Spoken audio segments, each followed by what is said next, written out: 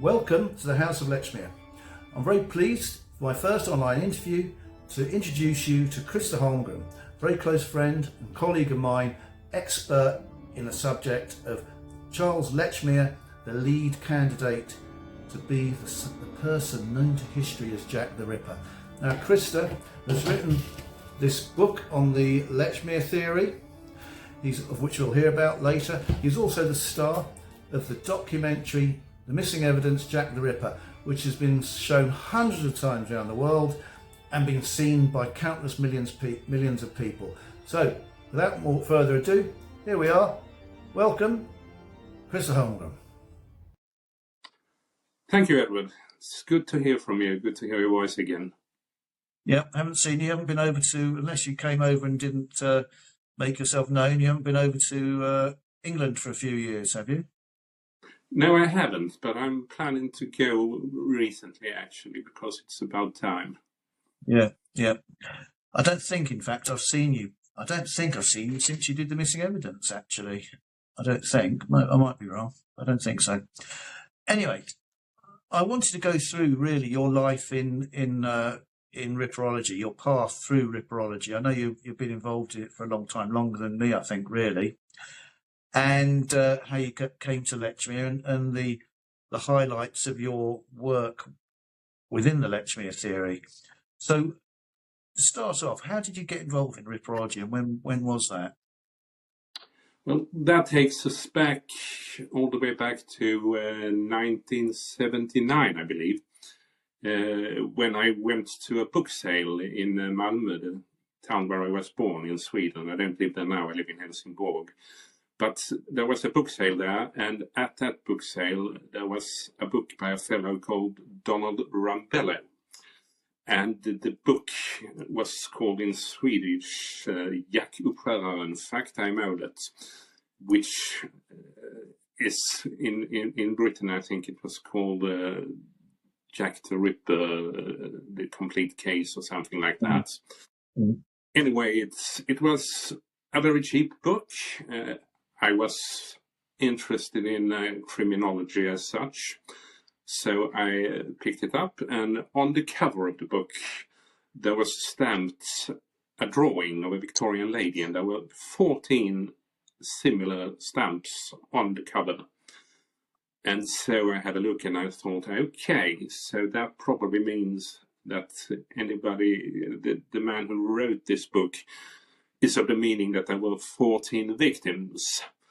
Mm-hmm. And I read the book and I found out there were no 14 victims, there were just 5 victims. And I thought, silly me, why did I think there were 14 victims? And of course, today I would say that 14 victims would come pretty close to where I think it should be. So I've gone full on that matter. Mm-hmm. So it's 1979 when I was 22 years old. That's my first introduction to Ripperology. So, were you familiar at all with the Jack the Ripper murders at that time, or had you heard of them at all? Or? Before that, I only knew of the name, more or less, and of course of the location, the East End of London, but I knew very little about it detail-wise. What happened afterwards was I was working at Sydsvenskan, which is a big daily newspaper in Sweden, and as I had read the book, I had the good fortune of having a prosecutor named Charles Lechmere coming to the newspaper. And he was one of the really well read up people on the Jack the Ripper case back in the day.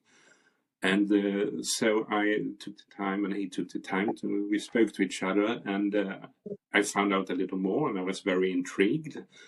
And Sydsvenskan shared the house, the newspaper house, with an evening paper called Kvällsposten. And at Kvällsposten, there was another journalist called Bertil Falk who picked up on my interest. And he said, I actually did a TV program in Britain about the Swedish victim, Liz Stride. And I met this very interesting man called Martin Fido.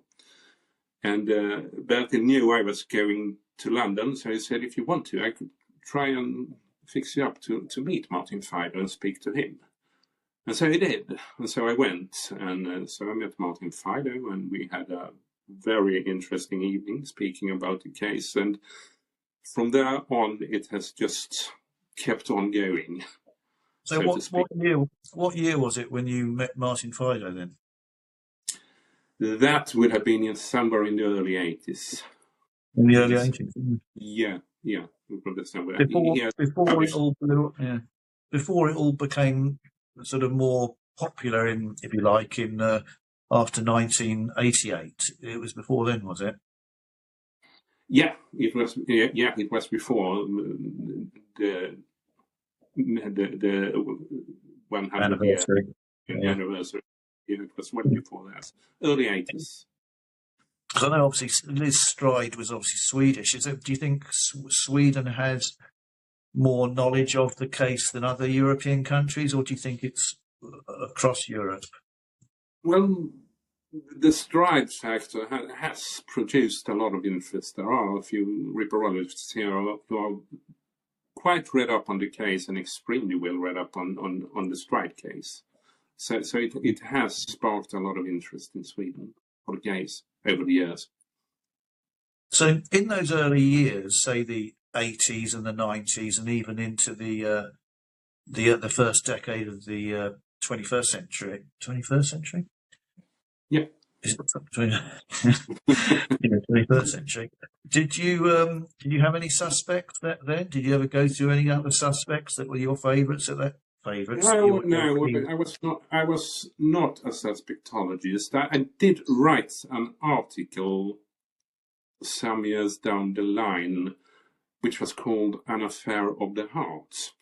And in it, I took a look at Fleming, Mary Kelly's lover, with the idea that perhaps, just perhaps, he could be of interest. And I don't remember if I wrote it in the article, but I remember saying to myself, at least, that I thought that guy could perhaps be a 5 or 6% chance of being standard kind of chance of being the man we were looking for, whereas the other suspects were worse, simply 1 or 2% people, I thought, and more or less still think. I think there is only one really good contender, as you know. And I used to say, since I got into Lechmere, I went from 6% to 99% or something like that. I'm very, very sure about him, as you appreciate. So when you were interested in Fleming, was that when it was known that he was supposed to be 6'7"? Was that, or did that bit of information come out later? Yeah, I wasn't really sure about those measurements because he would have perhaps not as much stood out as stood up. He would have very easily recognizable, of course. Yeah. So when I first came across you, because I had a passing interest in what might be called Ripperology for some years before that, but before I came across you, but I joined Casebook about 2010.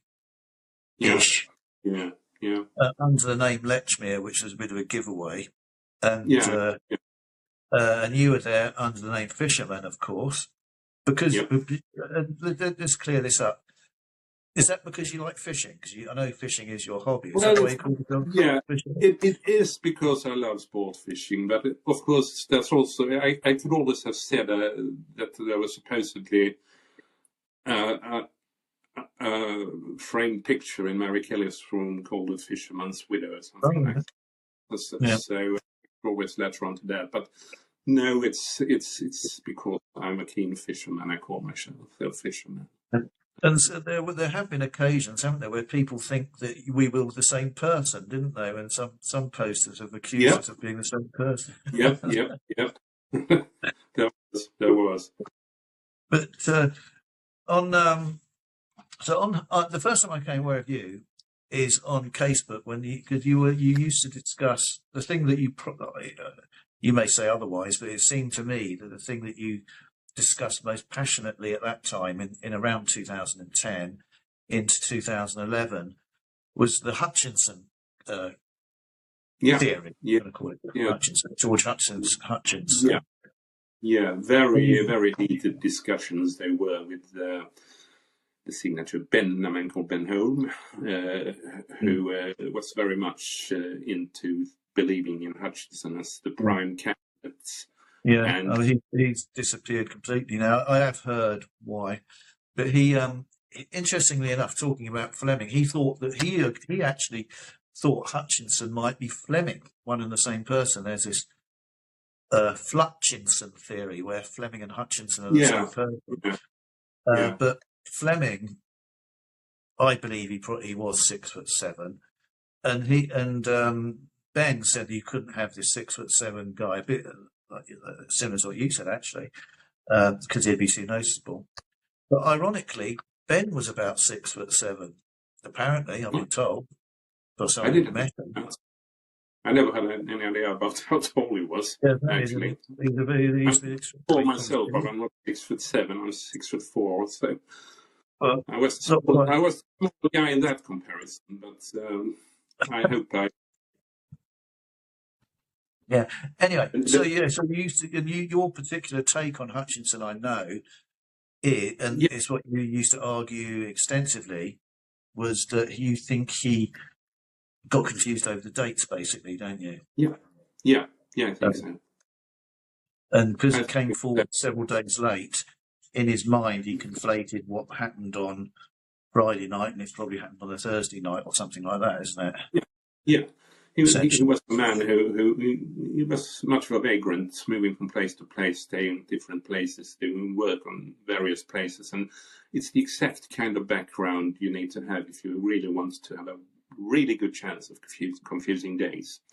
Yeah. And I think that was what happened, because he's not describing a day that was very wet and stormy and rainy. He's describing a day where he could walk the streets right afterwards and so on. So I simply think he got the days wrong, and that would be the reason that he wasn't reprimanded or anything like that by the police. They didn't follow up on him. They just said goodbye to him, but they didn't totally lose interest in the man he spoke for, Astrakhan man, which would be reasonable if he had seen him the day before, because he could have been of interest to the investigation anyhow. Yeah. Before we leave Hutchinson, where do you stand on the suggestion that George Hutchinson is identical with the person known as Toppy Hutchinson, George Topping Hutchinson? I think George William Topping Hutchinson. George William Topping Hutchinson. Yes, I do believe that is the man. Yes, I sent. We had a look at the signatures. And I was helped by Frank Leander from SKL, Swedish Criminal Laboratory. And he said, with the smallish amounts of examples, and he just had one example from the witness, he wasn't able to say anything for sure, but he would have been very surprised if it was not him. And he would expect any forthcoming evidence to bolster the take that it was him. So to me, yes, it's Topping. Yeah, when you look at Toppy William, he's for the viewers who don't know, this guy who's known as Toppy Hutchinson, his middle name was Topping because his mother's maiden name was Topping. Yeah, and he had a middle name of Topping, and his son called Reg Hutchinson. He had Reg when he was rather old. And Reg lived to quite a long age, and he only died, I think, in the 90s. I think he died in the 1990s, Reg.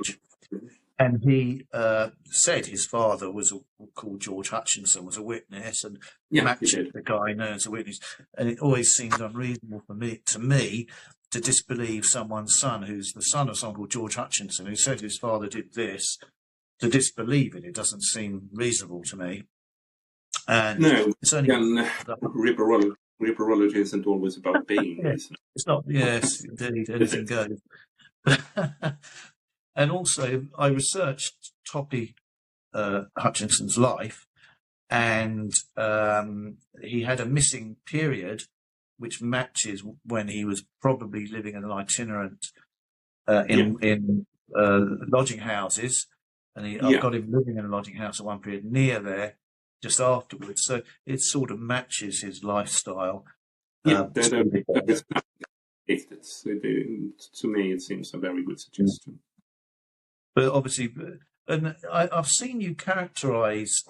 I think I'm right here in characterising the Hutchinson theory as sort of Lechmere light in a way. Yeah, I have, because he was a witness, and he was a witness who came forward rather late. So in that respect, you can compare him to Lechmere, but that's just about all, I think. Yeah. Well, he came forward late, but not as late. No. He came forward late without having been seen by anyone else. We know for a fact that Hutchinson was interrogated by Aberline, whereas we've got evidence that strongly points to Lechmere never being questioned to any degree by anybody. Yeah. And, you know, so on every element that people put forward for Hutchinson seeming to be guilty, we got much more for every aspect of it for Lechmere. And yet, you know, which makes it slightly perverse that anyone would suggest Hutchinson as a suspect over Lechmere. It's a sort of, but then again, as you know, Ripperology is full of people coming up with perverse arguments, isn't it? Very often, yes, sadly. Let's move on. Before we go on to the next part of the interview, please take a moment to subscribe. It's absolutely free and you'll get instant notification of all my videos. Share if you can, and also comment. There's lots of comments under these videos where people discuss all sorts of issues related to the subject matter, and please like as well. Thank you very much. So we met the first time I think we had a friendly discourse over this Hutchinson issue. Yeah. And you came over to London, I think, because you used to come over quite frequently, didn't you? Yearly, I think. Did you come over virtually yearly over that period? Every other year I was there. Yeah. And you came over in I think 2011, and we met up in. Yeah, I did. I came over actually with. I was going to London with one of my children. I've got 3 children, and I had been in London with my oldest boy in 2009, and in 2011 my middle boy was turned 15, and I said, let's go to London and have a look. You should see London. And then I had seen your posts out on Facebook, and I was on Casebook, sorry, and I was quite intrigued by them because you were saying a number of things, but it was obvious that you were not saying a number of other things, and I wanted to find out. So I contacted you before I went to London, as you remember, and then we met up in a pub in 2011. So I was playing my cards close to my chest, was I? Yeah, you were from the outside, and I asked you a number of questions when we met, and it turned out that what I thought was the case was actually the case, that you were very much into believing that the carman was the killer. And so we had a long conversation, and I was quite intrigued and quite fascinated, and then I went back home and I started to dig into Lechmere as much as I could myself. Yeah. I remember that because you, I didn't know you'd been then until you actually told me today. I didn't know you'd been involved since 1979, but I knew you'd been involved for some short while prior to me to us meeting in London. And I guess because you'd been involved all those years, coming and looking at the case and being pretty expert in many aspects of the case, to suddenly have a candidate revealed to you who's been there all the time, you know, hidden in plain sight, I guess was for you a startling sort of moment, I guess. Yeah, well, I had looked at the case for 30 years plus without seeing. You do feel slightly stupid when you see how very obvious good candidate he is, and so that was when I decided that I really need to look into this, because this couldn't all be coincidence, which is one of the words that will inevitably pop up when we speak about Lechmere: coincidence. It's all about coincidences. Well, that's what James Toby said, isn't it, about one thing after another, which mounts up, mounts up, mounts up, that a jury wouldn't like. Yeah, it becomes one coincidence too many. And in Lechmere's case, I don't think it's one coincidence too many. I think it's a whole heap of coincidences too many. But as you said, in my opinion, if you look at all the Ripper murders prior to the spotlight being shined on the Polly Nichols murder and Bucks Row, only as a result of Lechmere coming under the spotlight, that's the only reason why there's been a lot of recent study about Polly Nichols.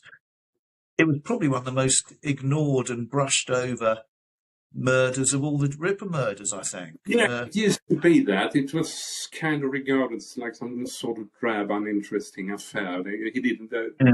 There's no eviscerations, no organs taken out. It's just half-baked, sort of. So people tended to skip it over.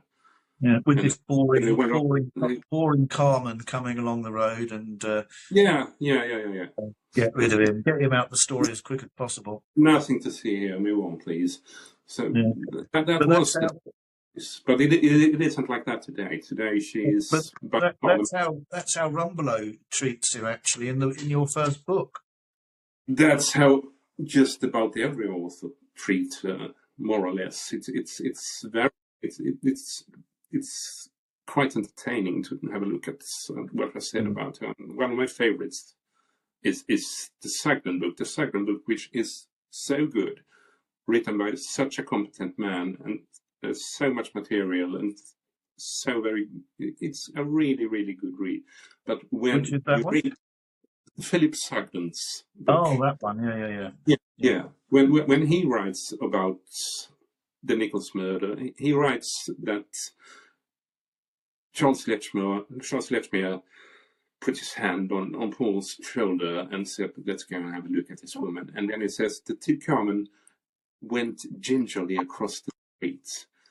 And then you put a stamp on it. And then you decide for us that they were both very apprehensive and really didn't want to do this. They gingerly went over. And that colors how people look at the case. And it's always like that. It's always going very slow on Lechmere. Well, these writers, they probably think they're adding flavour to the scene, but they're actually distorting the record, aren't they? They're distorting the historical record when they do it. If he was the killer, and I think he was the killer, then they are doing just that. And I think it's in many ways very understandable. If you don't, that's actually what Lechmere. Presuming Lechmere, of course, did it. That's exactly what Lechmere wanted, isn't it? That's what he was aiming for. That was what he was. Yes. So they really bought his story. Yeah. Let's move on. Yeah. So, we move on. As you know, three members of the Lechmere family, Charles Lechmere's son, grandson, and daughter-in-law died in the Bethnal Green tube disaster in 1943. Yeah. And I'm involved in the charity. It's sort of winding down because it was to create a memorial, which has now been built. And I did a fundraising event in St John's Church, which is opposite Bethnal Green tube station where this disaster happened. Yeah. And to raise money for the memorial, I put on this show in the church, in St John's Church, Bethnal Green Parish Church, an event where people paid a ticket event about Jack the Ripper and Charles Lechmere in the church, and quite a few hundred people turned up, raised a few £1,000s. I invited you over. You were on the and you came over. You paid your own way over, didn't you? And you came over for free to perform at this event. We had a few celebrities, which you may or may not have heard of. Cheryl Baker from Bucks Fizz. Have you heard of Bucks Fizz? They won the Eurovision Song Contest. They were in what's it called? The competition in television. The Eurovision Song Contest. The Eurovision Song Contest. Yeah, they were in it. So I heard of it. ABBA won the Eurovision Song Contest. There was a few. They won the they won the Swedish Eurovision Song Contest a few years after ABBA, and it was two men and two women like ABBA. I think Eurovision Song Contest is not bigger in any other country than in Sweden. It's a very big deal here. Is it? Well, only because of ABBA.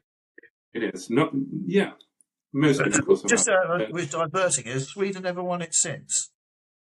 Oh, yes. They've won a number of times. Okay. They won with ABBA. They won with Charlotte Perrelli. They won with what they called Herreys. Måns Zelmerlöw has won it, and Loreen has won it. Loreen, who is competing this year too, and who is a favourite too. So, really? Okay, well, I'm afraid big thing. You've got the advantage of me there. I don't know. I haven't heard of any of those. Anyway, Cheryl Baker from Bucks Fizz. Yeah. They won, I think, they won with Making Your Mind Up, I think. I think the song Making Your Mind Up. Anyway, that's nothing to do with this, really. But she played the part. She was a patron of the because she's from the East End, and she was a patron of the Stairway to Heaven memorial charity, and she played the part. She agreed to play the part of Polly Nichols in the little scene we did, recreating the Bucks Row murder with someone else playing the part of Lechmere, and she was duly murdered in front of this audience in front of the altar in St John's Church in Bethnal Green. It was compared by a guy called Tommy Walsh, who do you remember a guy who compared it? He's also a celebrity. I'm sure you've probably heard of him. He does do-it-yourself home improvement programs on the telly. He lives in the East End as well. He's another patron of the charity. He compared the show, and I say it raised thousands of pounds for the event for the memorial. And you gave a talk that was called "Without the Slightest Shadow of a Trace," and I've got quite a few pictures of that. Do you remember that event much? Oh yes, I do. It was. I remember after the event, leaving the church, I was very happy about having been there, because I really genuinely thought that this really needed to be said. Because it was such an obvious thing to me, and such a new thing to so many. And of course, you're optimistic, and you think once this has been told to the audience, they will all understand what happened. And well, some understood what happened, others still don't understand what happened. So it's Ripperology. But I remember it quite. The next thing I know, you did an article in the newspaper that the journalist, the newspaper that you work for, is that right? That you used to work for? I did, and it was a really big thing in the newspaper. They really gave it lots and lots of space, and they put it on page number 1 and so on. So it was a really big thing. Yeah, and that was in December of that year. How did you? Oh, I guess because you worked for them, you had quite an easy way of getting your article published. Seeing as how you worked for the newspaper as well, how that worked out? I was asked to do the article, actually, because I had spoken to my fellow journalists about the matter in St John's Church, and spoken to them about the theory, and put the theory to them, and lots of coffee, lots of discussion, and then I was asked, couldn't you just do an article on this, because it'd be good to have in the newspapers. It was Sunday newspaper. It had a particularly nice. It had a very nice graphic with it, didn't it? A map graphic, I remember. Yeah. So, moving on from that, as a result of the publicity, actually, that from the event in the church St John's Church, a television company got in touch with the charity, the chairwoman of the charity, who then, because they wanted to do a documentary about a Jack the Ripper suspect, and they were looking around to see which new suspect they might use. And she passed the query on to me, and I got in touch with them, and that was how we got in touch with Blink, who are the company who made the. Ooh, that's a cliffhanger. Next episode, we'll be going into the Missing Evidence documentary and Christer's book. So subscribe so you get notification when that is. Like, share, comment. Thank you for watching. See you next time.